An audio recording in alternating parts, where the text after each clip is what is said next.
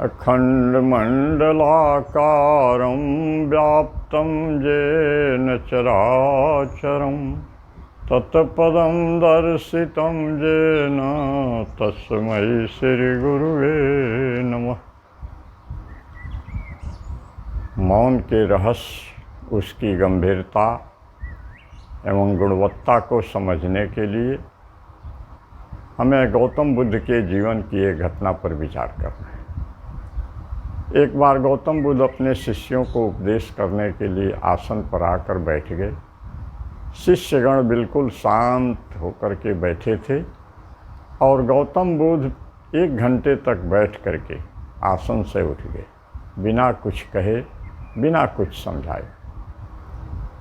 एक शिष्य ने जिज्ञासावश पूछा, गुरुदेव, हम लोग 1 घंटे तक बैठे रहे और आपने कुछ कहा नहीं। गौतम बुद्ध ने कहा, मुझे जो कहना था मैंने कह दिया, अब जाओ, इस पर विचार करो और मौन के संदेश को समझने की कोशिश करो। क्या संदेश था गौतम बुद्ध का? मौन के अर्थ, मौन के रहस्य को, मौन के संदेश को समझाना ही उनका उद्देश्य था। ऐसे तो लोक मान्यता के अनुसार यदि कोई वाणी बंद कर देता है तो उसको हम लोग मौनी बाबा कहने लगते हैं और उसकी प्रसिद्धि भी लोक में बहुत जल्दी फैल जाती है। लेकिन अध्यात्म में मौन का अर्थ होता है स्वयं को निर्विचार करना। वाणी केवल बंद कर दें और मन की उलझन न बंद हो, मन में विचारों का सिलसिला जारी रहे तो अध्यात्म इसको मौन नहीं मानता। पलटू दास ने लिखा है कि मौनी मुख से बोल, मौन मने मन रहिए। अजपा जाप जपो बिनु रसना, सुन्न में तुही अकेला। मौनी मन को राख निरंतर, तुही गुरु तू चेला। भूख लगे तो सैन बतावे, प्यास लगे तो पानी। मन तरसत है बोलन कारण, कौन युक्ति तुम ठानी। मौनी मन को मौन राख। अंत में वे कहते हैं, पार ब्रह्म पुरुषोत्तम स्वामी, सब घट व्यापक सोई। पलटू दास कहे, ए मौनी, मौन काह से होई। किससे मौन की साधना की जाए?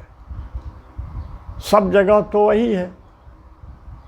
अब अध्यात्म में इस मौन का मुख्य उद्देश्य है स्वयं को ध्यानावस्था में जा कर के मन को विचारों से मुक्त कर देना, निर्विचार कर देना।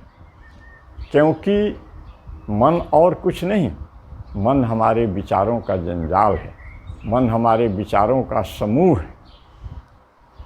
और मन तथा माया को संतों ने एक कहा है, मन माया तो एक है। तो इसको साधने के लिए, विचार शक्ति के महत्व को समझने के लिए और विचार शून्यता के महत्व को समझने के लिए मौन के इस गहरे अर्थ को, इस रहस्य को समझना होगा। जब यौगिक प्रक्रिया के द्वारा हम ध्यान की प्रक्रिया में उतरते हैं तो नाना प्रकार के हमारे अवचेतन में बैठे हुए पुरातन विचार, पुरातन संस्कार, पुरानी स्मृतियाँ एक एक करके लौटने लगती हैं और वही साधक के लिए विघ्न बनते हैं।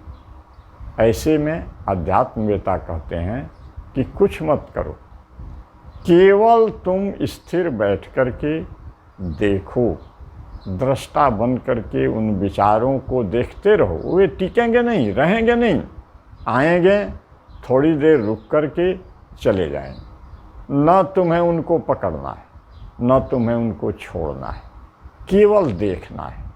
और ऐसा अभ्यास करते करते करते करते लगभग आधा घंटा के बाद साधक जब निर्विचार अवस्था में जाता है तब उसे वह दिखाई पड़ता है जिसकी वह खोज कर रहा था। यह है विचार शून्यता का, स्वयं को निर्विचार करने का विज्ञान।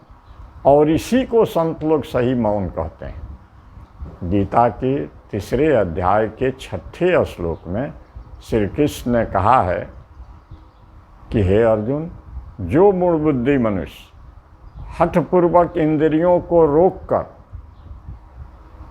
मन ही मन उनका चिंतन करता रहता है, उनके विषयों का, उसी को दंभी अर्थात मिथ्याचारी कहा जाता है। तो ऐसा हम न करके मौन के सही अर्थ को समझें, मौन के सही रहस्य को समझें। अध्यात्मवेताओं के मौन का संदेश है कि हम स्वयं को किसी भी साधना प्रक्रिया द्वारा निर्विचार अवस्था में ले जाएं। और गौतम बुद्ध ने एक और संदेश दिया कि सम्यक वाणी का उपयोग करो। यह भी एक दूसरे प्रकार का मौन है। सम्यक वाणी यानी हमारी वाणी जो भी निकले समुचित हो, संतुलित हो, प्रिय हो, मधुरता से युक्त हो, विनम्रता से युक्त हो, प्रेम से युक्त हो।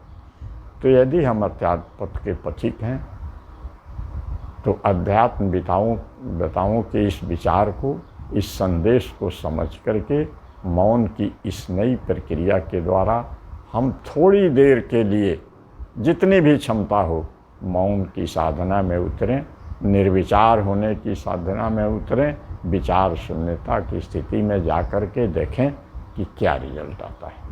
और यदि यह वीडियो आपको पसंद आए तो मेरा YouTube चैनल आध्यात्मिक जीवन को सब्सक्राइब कर लें और घंटी बजाना न भूलें ताकि अगले वीडियो आप तक पहुंचते रहें।